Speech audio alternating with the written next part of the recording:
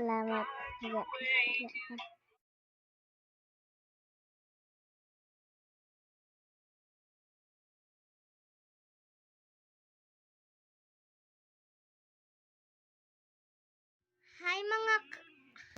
Hi guys! Hi mga kalab team!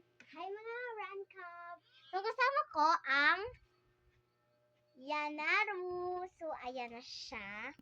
Kasama ko siya. Wala kaming kasama ngayon kasi pag-start pa lang namin. And ngayon, nagtitiktok kami.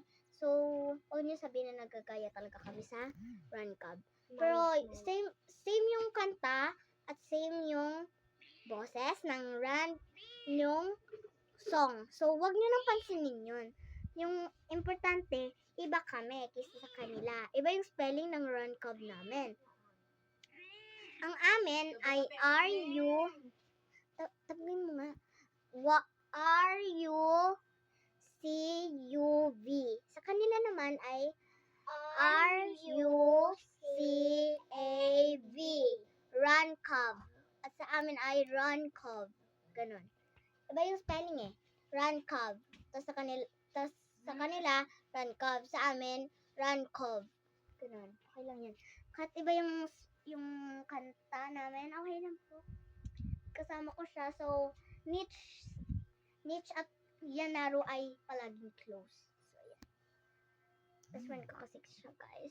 And, ngayon lang namin naintindihan na Yanaru talaga.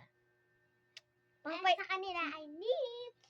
Dati ko na yun nalaman, guys. Simula nung pinagtambal yung pangalan. Galing. Rancab. Galing talaga. Ganda ng pangalan. Pwede din Asher. No?